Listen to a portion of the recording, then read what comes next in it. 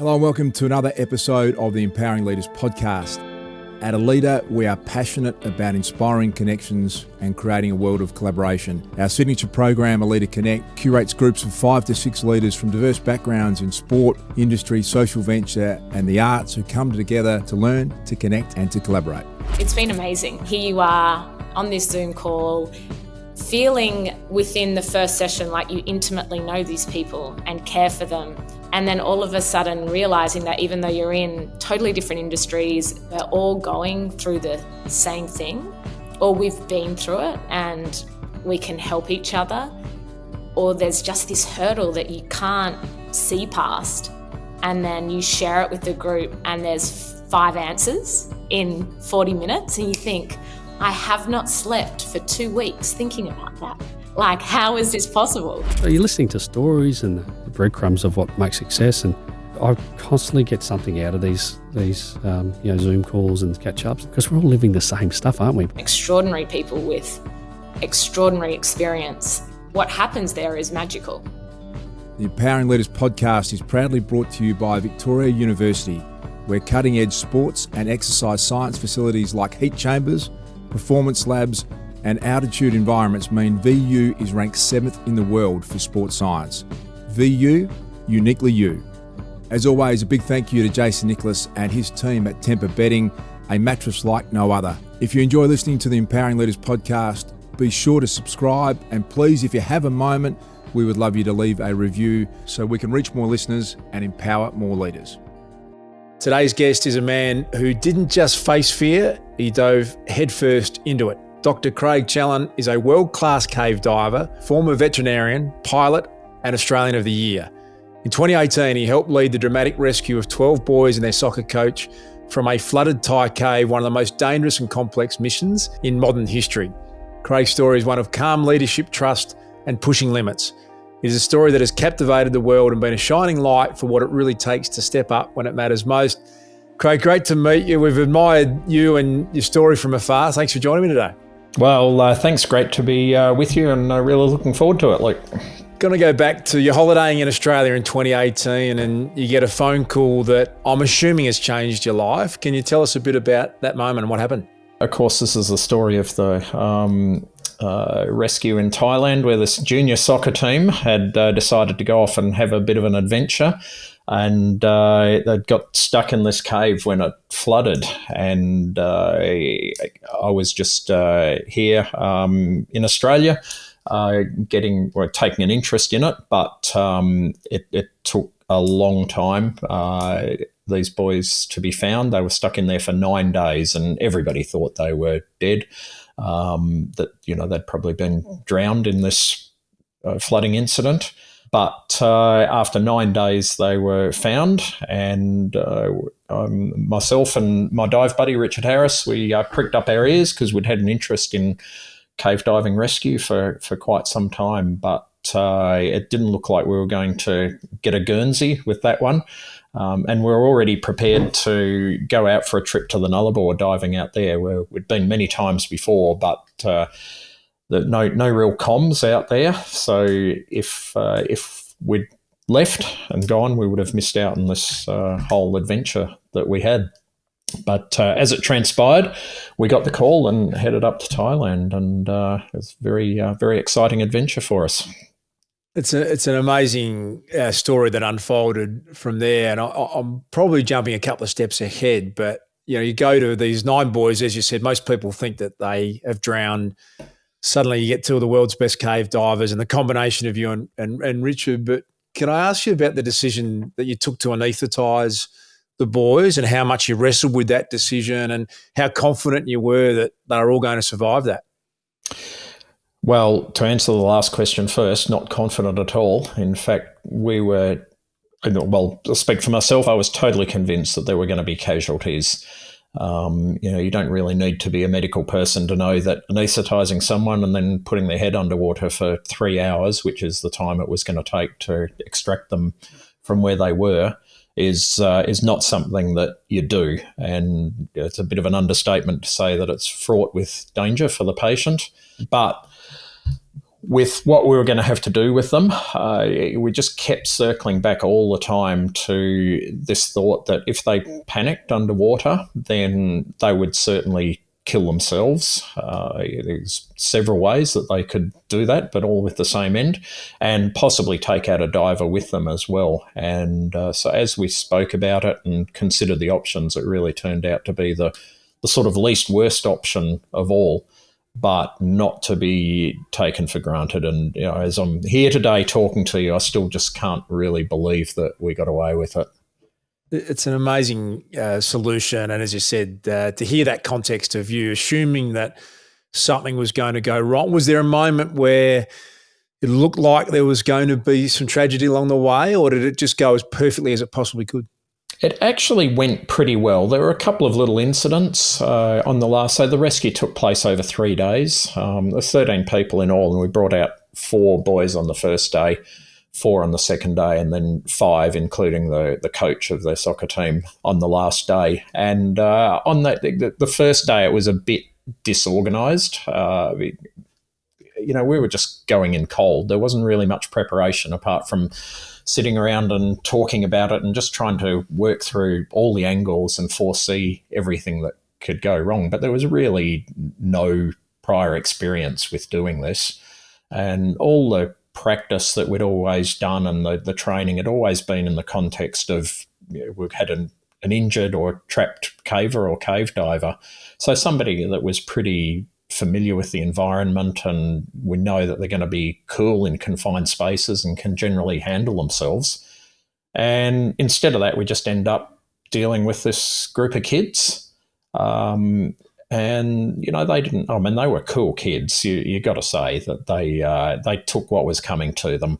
And I never saw any tears or trembling lips or carrying on at all. They were totally up for this adventure. But all the same, it was a pretty daunting thing for them. But on that first day in particular, just this overwhelming thought that, you go into this cave and you see these kids and they're just happy, healthy kids despite the ordeal that they'd been through. And you just think to yourself, by the end of today, we could have turned 4 of these kids into corpses and be dragging them out of the cave in body bags instead of presenting them back to their parents. That sort of weighs heavily upon your shoulders. So, but like so many things in life, when it's difficult and you don't know really what the best way to go is, you haven't got any grand plan, just start at the beginning. Take the first step. By the time you finish the first step, then usually the second step is pretty clear, and you carry on from there. Everybody always wants you to have some grand plan in life, and it's a fine-sounding idea, but sometimes it's not really possible. Craig, the other added part is the whole world's watching Elon Musk talking about deflatable submarines to get in there, and everyone wants to have a solution. And I suppose when you come up with one like that, and if it goes wrong, the world's saying these 2 crazy Australian cave divers were cowboys. Does that enter your mind as well, or are you just focused to say, we're here to do the best we can to save these lives? And that collaboration must have been amazing for you all to arrive and say, hey, this is what we're going to do. That must have taken some collaborative effort to come to that solution as well. Well, yes. Yeah. So we had no idea at the time that this was such a big story around the world, because we were just head down doing the job that we were there to do, and certainly weren't reading the newspapers or watching TV. So it was really only after I got back to Australia that I became aware that this had been such a huge event around the world. And we had been aware of Elon's presence. Unfortunately, I didn't get to meet Elon. He would have been an interesting character to meet. Wasn't quite as controversial then as he is these days, but I did meet a few of his guys, the engineers from SpaceX, and they were pretty cool guys. The so-called submarine, that was a pretty good bit of kit as well. I wouldn't mind getting my hands on that, but wasn't suitable for the task at hand at that time, so missed out on that. But there were all sorts of other plans going around with it as well. all sorts of people were thinking they were going to put an inflatable plastic tube through 2 kilometres of cave underwater for these boys to crawl out, and drilling rigs that were going to drill down to them from the mountains above. I mean, some of it was just mad stuff, really. But in the end, to our consternation, it really came down to cave diving, and there we are. The rest is history. Part of the legend of the story, Craig, is that the boys themselves chose the order of their exit. Can you take us through what that was like? You've got these young boys, effectively. How did they arrive at that decision? Yeah, well, that is a bit of a funny story. So they'd all arrived on down at the cave on their push bikes on that Saturday afternoon, and they'd been stuck into this cave. It was 17 days before the last one was extracted from the cave. So it fell to Richard initially to choose the order that they were going to come out, but he wanted nothing to do with that, didn't want that responsibility. And so he handballed the decision to Coach Eck, who was their sort of de facto leader in the cave, and Coach Eck also didn't want to take responsibility, so he said to the boys, look, 4 of you are going out tomorrow, best men step forward. And they went into a little bit of a huddle and had a meeting amongst themselves, and they eventually chose the kids that lived furthest away from the cave to go out, because they thought that when they got out, they'd have to hop on their bikes and ride home, which just sounds a little bit too cute to be true, but they swear that is a true story. When we went back to visit them the following year, that was one of the questions I had for them was, seriously, is that what you thought? And they swear to it, so I accept it. And the Thai are just such beautiful and spiritual people as a rule, and it's a massive generalisation, isn't it? But there's that calmness and that sense of community. Do you think that was part of the success of this, that you had a group of boys that could have the maturity to make a decision like that without fighting or without stress? Do you think that was a bit of the ingredient that might have helped the success? Yeah, look, I get asked that question a lot, and I've lent quite a bit of thought to it, and it's certainly a pretty seductive theory that these kids hadn't come from privileged backgrounds. I mean, they were what we would consider poor, but for that area, they were sort of middle class. They go to school, they're educated, and they'd looked after and had decent lives. But they were all, apart from one kid who was a Christian, they were all Buddhists. So the Buddhists are, they have this philosophy of acceptance and take what's coming to you and calmness. And so it is easy to think that may have played a part in it. But also, on the other hand, you look, and I've had the opportunity to see quite a few people in different situations in life, but all with they had a situation that's out of their control, and they didn't know what to do. And there was nothing these kids could do to self-rescue. It had gone far beyond that. They were totally dependent on other people. And I think whenever you see that, people in that position in life, and it can be various things. So people that are caught in natural disasters or war zones, or they have a medical problem that they've got to deal with, and these are all things that they can't affect themselves. And most people in those situations, in my observation, really, they just want somebody to come along and tell them what to do. And I think most of all that is the situation that these kids were in. They were just kids that wanted to survive, and they were going to do what it took. That sounds like I'm not really giving them much credit. I do give these kids a lot of credit, because, for a start, they were kids that were prepared to go off caving by themselves anyway, and they definitely weren't cave divers. So they were cooperative. They did what they were told, and they didn't cause any problems at all. So, as far as I'm concerned, they're the real heroes of this story. They just did what was necessary. I heard you say a lot, Craig, that you can't let fear make the decisions. A lot of us, though, when we get into those stressful situations, there's a chaos around it, and it's challenging for most of us. How did you stay calm and train your mind to stay calm in those high pressure, high fear situations? Well, in that particular situation, I think you don't want to give me too much credit. I mean, this is my natural operating environment. I've been cave diving now for 27 years, so I've been around a bit, and the fact that I'm not dead yet is not through want of trying, but I've happily proven pretty hard to kill. I was pretty confident about my own situation there.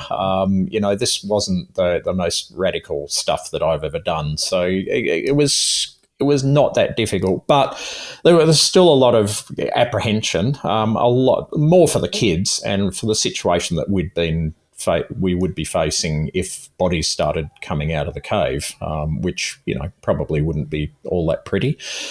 But fear, it's a strange thing. Like there's, we all feel it. I mean, we're all human, and when you're in a situation that you're not equipped to cope with through experience or temperament or training or whatever, then you are going to feel that. There's nothing to be done about that.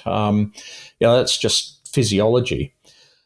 You can't control it, but what you can control is what your reaction to that fear is. So that is 100% a choice. And at its extremes, you can roll over, curl up in a ball, and suck your thumb in the fetal position and succumb to it and avoid it. And that sadly is what we see with a lot of people in these situations. Or you can face it down and you can say, look, I'm not going to let this dominate me. It's important enough for me to deal with this situation. Most of us are somewhere in between. I mean, it's all very well for me to say, here, just face your fear down. I know it's not that easy sometimes, but sort of practice makes perfect. I mean, there's a big role for just fake it till you make it, really. If you're determined enough to overcome this, and you can just bring whatever false confidence you need to bear, use whatever tools you want. It's if you say, look, I'm going to be embarrassed about this if I don't go through with it. It doesn't sound that noble, but if that's a tool that you've got in your toolbox that you can get through a situation, then by all means use it. And if you practice that enough and deal with difficult situations and confront your fears, then after a while it becomes the natural way forward. And I'm no superhuman. I'm just an ordinary guy like everybody else. But I certainly try not to be a fearful person, and I've certainly learnt through experience that you can overcome these situations. Just don't let them dominate you. People mightn't understand that you've broken new ground consistently in cave diving, and for those that have that fear of confined spaces, it just seems impossible. In New Zealand, 245 metres into a cave, and just before we started recording, you were sharing a trip to Europe coming up where you're talking about kilometres underground and breaking new ground, and you still got the passion, you're still pushing the envelope. Can you tell us a little bit about what you're planning in Spain coming up? You were just sharing with me before. Yeah. Well, it's actually accelerating as I just turned 60 not that long ago, so I've got to pack as much of this stuff in before I'm too old for this shit. Sorry, I'm not sure if we're allowed to use cussing words on this podcast. Say whatever you like, Craig. Anyway, I've done it now. Yeah. But look, I'm still capable of doing this stuff, and I can't have that many more years in me. Although there are some legends of the game that have seemed to keep going until they've got one foot in the grave. So hopefully, I'll turn out to be one of them. Yeah, I just haven't lost the passion and the excitement for it.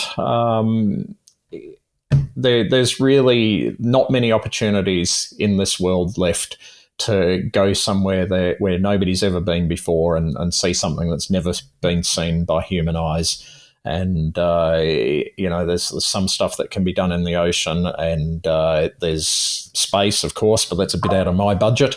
I should have made better friends with Elon while I had the chance. But for caving, there is no way to know what you're going to find until you put your head underwater and start swimming. And that cave can go a long way, a short way. It can go up, down, sideways. You never know what's going to happen. And we have not got the technology yet, I'm glad to say, to do it without people. So I'll press on for a little while yet. Amazing story. I love that the passion's still there, and that extraordinary breaking new ground. Not many frontiers, as you said, on Earth like you still chase. The other part of your life, as I said, was someone who founded Vet West Animal Hospitals. You sold the business in 2017, I understand. You expanded to 19 veterinary practices. It's a great success story on every level. What sort of traits did you tap into within yourself to have that success in that part of your life? Everybody wants you to explain that you had this great grand plan. When I was just a kid out of school and deciding what to do, and so I thought vet would be a good thing to do. From a rural background, but my parents had always made it very clear that I was going to be getting an education and pursuing a profession, and I don't really remember having the courage to resist that as much as I might have wanted to as a stupid kid.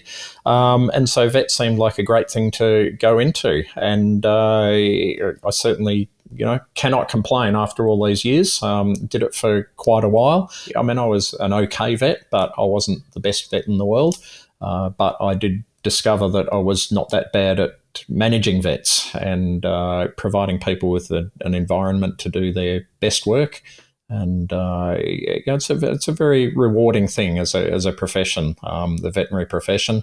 I mean, everybody always says they want to help people, but you do genuinely get to do that. You have a great relationship with your clients, and of course, who can argue about helping animals? You'd be a person of very low character if you didn't think that was a great idea to be doing. I mean, I think you struck at the heart of something there. After the cave rescue, it's funny how, like, I was just an ordinary guy with a job, and it was a bit of an unusual hobby, admittedly, that most people had never heard of. But apart from that, there was nothing really that special about me. And all of a sudden, from that, I went to a position of some public prominence, virtually famous overnight in my own small way.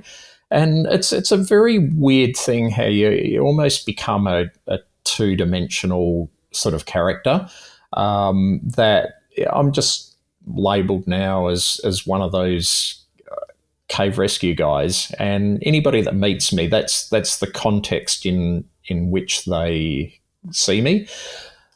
But the real story is all the experiences that I've been through. So, I have a professional and business career, and done a lot of adventuring, not least at that stage, about 25 years or 20 years of cave diving.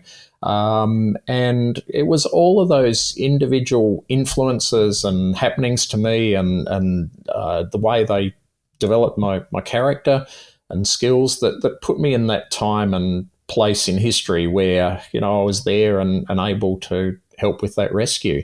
So that's the more interesting part. I always think when you meet someone, don't worry too much about the reason that you're meeting them. That's probably already apparent. You're not going to learn too much about that, but look behind that person and see what their story is and what their background and what brought them to that place. And that's where the real learnings most often are.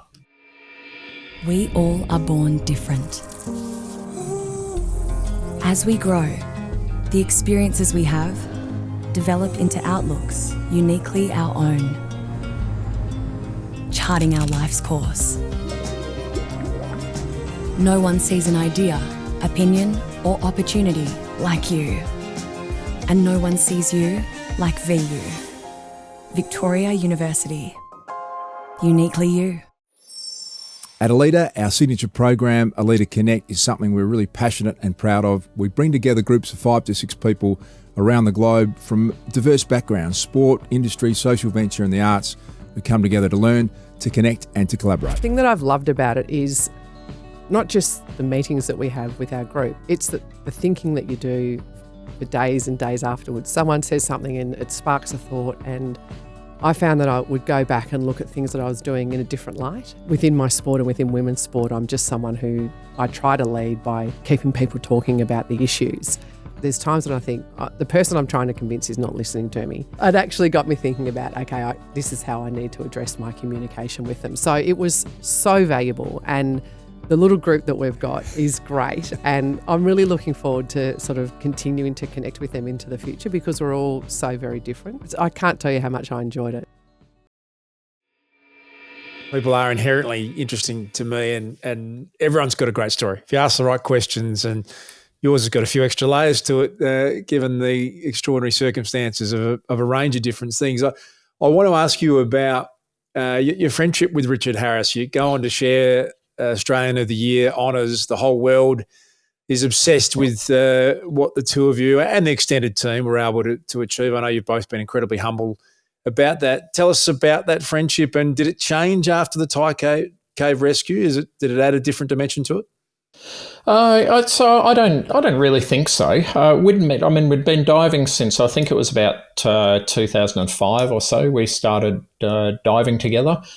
We'd been aware of each other because it's a pretty small group at the top of the food chain in cave diving. It's not the most popular.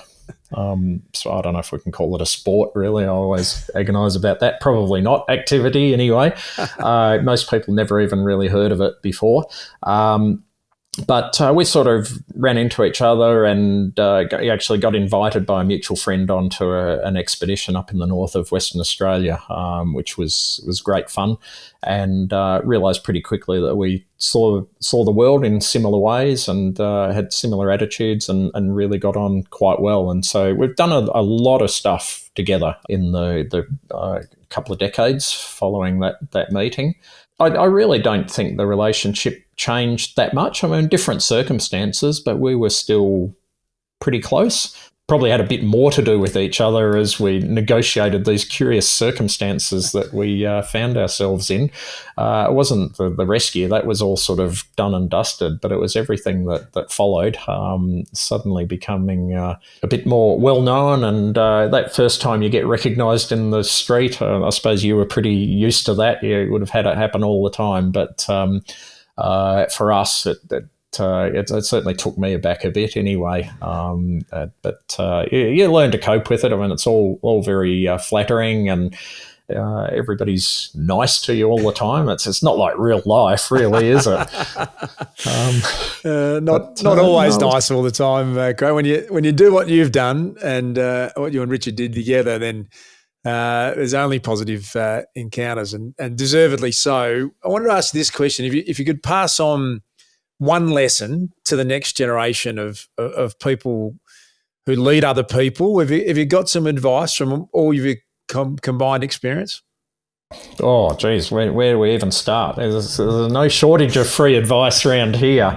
One thing that probably sticks with me more than anything else, probably very little to do with cave diving and a lot more to do with my career in business. You are going to be known for what you are ultimately and for who you are, and it's no use trying to change that or trying to be something that you're not. I mean, how can you be true and faithful to anyone if you can't be true to yourself? And so the consequence of that is that you have to lead in your own style. It's a very rare person that can present themselves as something beyond what they actually are. And so if you start observing leaders, you'll see there's lots of different styles. There's the person that is the inspiration that can just motivate people to do things beyond what they would normally do. There's the people that can be everybody's friend, and because everybody feels drawn to them, then try and please them as best they can and bring out the best performances in that way. There are the people that are the psychologists that just understand and can analyse everybody around them and work out which buttons to press to get the best out of them. I'm not as imaginative or skillful in leading as those, so I had to take the least imaginative way, which is just lead from the front and charge in. It's like in the First World War, going over the top and run towards the machine guns, and hopefully when you look around behind you that all your people are following after you. Otherwise, you're in for a lonely and short life. But you just have to do things your own way, and of course the corollary of that is that there is no leader, or it's a very, very rare leader that is perfect for every situation. You'll see time and time again people that have done fantastic things in leadership, and but their history is of failing over and over and over again, and then the time comes, it's a sort of, cometh the hour, cometh the man situation, and all of a sudden they're in the spot that is perfect for their skills and attributes. I'm not saying that you can't be a student of leadership. You certainly can. You should observe. You've got to learn to compensate for your shortcomings, but in the end, you have to lead in your own style and be true to yourself. And if you don't try and do that, then people are going to very quickly see through you. Yeah, it's great advice. Great advice. That authentic nature, you're right. People pick that pretty quickly, don't they? If someone's being anything apart from authentic. I love this quote from your book, Against All Odds. It's a brilliant book. And I'll quote you here. There is a temptation to take the easy road, to think that life would be better if we mould it to be as comfortable as possible. But there is a real and serious risk in doing this. The risk is that we miss the opportunities that present themselves. Can you expand on that a bit, not taking the easy and comfortable path, and why that means so much to you?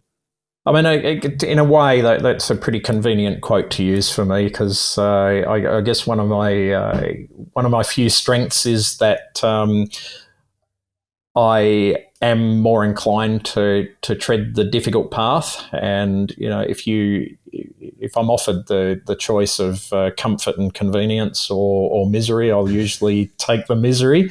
It's took me quite well. I think it's an attribute that's probably pretty necessary for cave diving. It's not that much fun in the actual doing. It's much more fun in the retelling afterwards, because you soon forget the bad bits. But look, it's so true, and you're not going to get that many chances in life to do something really great. We're all going to get a few chances. A lot of people end up having regrets that they missed those opportunities, and I just hate regret. I think it is the most destructive human emotion of all, that you're just looking back and thinking what might have been. And the only way to do that is to think this might be a chance at every turn. It's always hard to know. Well, it's impossible to know how things are going to turn out. And a lot of the time you think this is a situation that's beyond my control.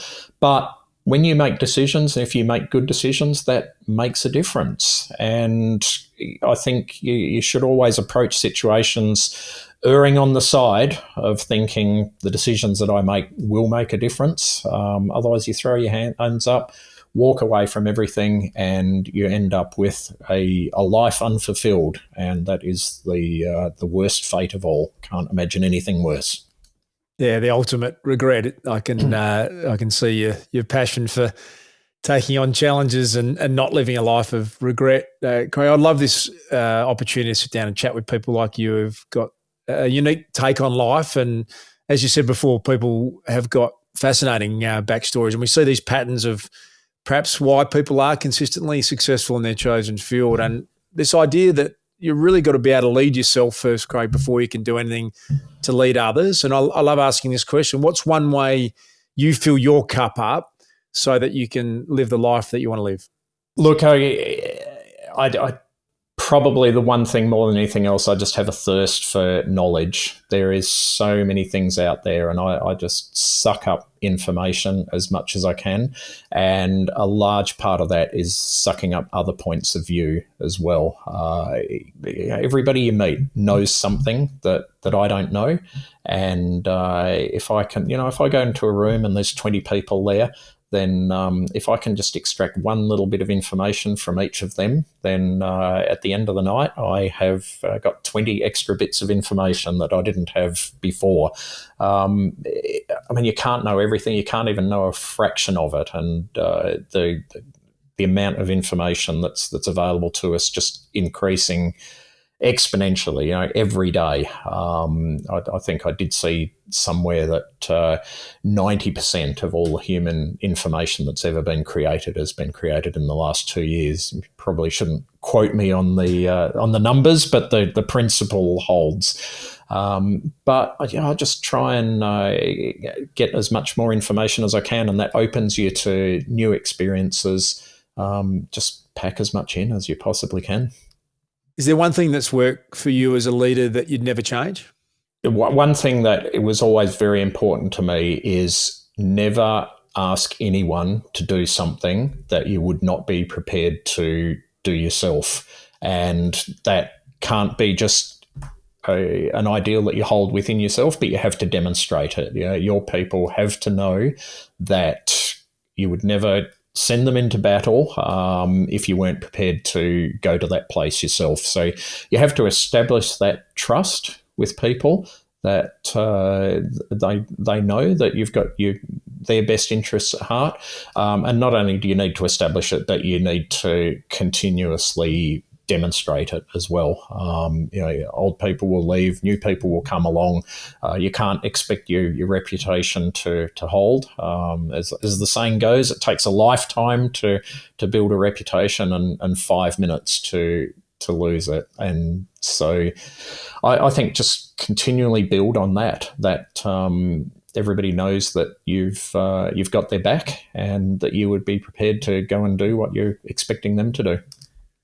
You've spoken a lot about you not having a grand plan and that you've just been able to take things as they come, but quite extraordinary things have happened in your life as a result of that. Has there been a visionary leader that you've admired or followed their path because you've seen the vision that you wanted to follow? A few. This is going to sound a little bit cliched, but I'm going to say Winston Churchill. I went through a real Winston Churchill phase for a period in my life, just read everything about him that I possibly could. I think he is a leader for the ages. You look at the situation that he faced. He walked into the Prime Ministership of Britain in 1940 when everything seemed hopeless. The Germans were coming. It was all going to go horribly wrong. And through not much more than just strength of will, he carried the Britain and really the whole of the Western forces through that war, and truly snatched victory from the jaws of defeat. He had the whole package and established himself as, to my mind, the man of the 20th century, if not a lot more than that. Yeah, great way to spell that story out. We always see leaders with success are pretty clear on how they communicate, and I'm curious as I ask that question. I suppose if you're cave diving a few hundred meters below, then communication's fairly important. Have you had a bit of a mantra in the way you communicate in the roles that you've been in? And I'm curious specifically when in the cave diving sense. Well, once you're underwater, you're pretty much on your own in cave diving. So that's probably not a very good example. So really, once you're down there, you're not really interacting much at all, even if there's a few of you on the expedition? Not really, no. We do have some, we can use light signals and hand signals and stuff like that. But that's just a code of a few ideas that you really need to know what they're about in the first place anyway. So the real planning and success is, for the most part, predetermined before you even put your head underwater. So the leadership and planning all comes in the process of getting you to the water. Having the training and experience and equipment, putting the right team together, and getting them to work hard for you, especially in an expedition environment where you're asking a lot of people to come along and support you and carry heavy stuff through a miserable environment for no great gain for themselves other than be a part of it. And just the lead diver, hopefully me, gets to bag all the glory. And they're the ones that became famous in the very small pond that is cave diving anyway. But you just got to inspire people to be a part of the broader success. At face value, not really very much of a team sport, but other people are absolutely critical. And just like the footy, I mean, obviously the players and maybe the coach, they're the ones that get their names in the paper, but without all of the other staff and the supporters and the members and everybody else that's involved, then they wouldn't be in that place. That's the only reason they exist. So I think that's pretty fair analogy for life generally, actually. Right, who's been the greatest leader in your life? Greatest leader in my life. This is going to probably sound a little bit corny, but I'm going to say my mum.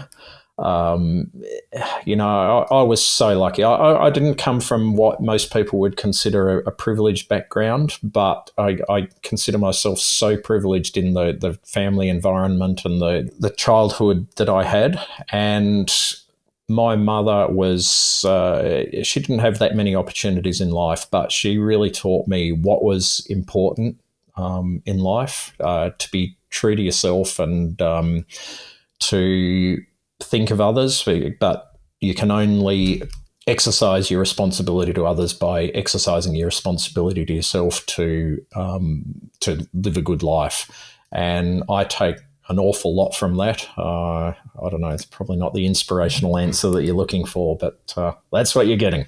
It's actually my favourite answer, Craig, and it's quite a common one of the over 200 people that I've had the privilege of sitting down and doing this with. And I think it makes sense to me that if you're able to have the great fortune, as I did too, with remarkable parents, it's about as good a gift as you could get, isn't it? And I love that to sit there and think of your mum and her impact on you is it's why I love asking that question. We're a little bit obsessed with this idea of collaboration, Craig. In our world, we connect different leaders around the globe, from a cave diver to a sports leader to a creative orchestra conductor or whatever it might be. And so we see this great joy of the different thinkers coming together and the sum of those parts. Has there been someone you've thought, Elon aside, you thought, geez, I'd like to collaborate with that person, whether it's in your cave diving passion or you've got so many other passions? Has there ever been someone you thought, that's a standout, I'd love to collaborate with them? Well, everyone, really. You've always got something to learn. But there was one person who I actually did collaborate with. But when I started out cave diving, the person that really got me into it, guy named Steve Sturgeon, who was a cave diving instructor. He obviously saw something in me because I was still pretty wet behind the ears, if you'll excuse the expression, and invited me on a couple of expeditions where I really had no business being on, and I was able to at least impress him enough to get on those. But that was where it was in him that I really saw how expedition management could be done, and just drawing all those different straws and people that have all got their own pretty healthy senses of self and what they were there for, and just getting them to subordinate themselves to the team objective and the greater goal. I owe Steve a lot. I really learned a lot about what could be done and what was achievable from him. Craig, it's been a great joy to have this conversation. I've admired your story from afar, and the hearing the whole backstory and the sum of those parts, that a veterinarian from Western Australia and an anaesthetist from South Australia had this quirky passion that not many of us knew anything about, were the absolute perfect pair to lead a team to save the lives of 12 young boys and their coach in Thailand. Is just one of the great modern stories, and really appreciate you taking the time to share some of it with me today. And thanks again. Great. Thanks for having me, Luke.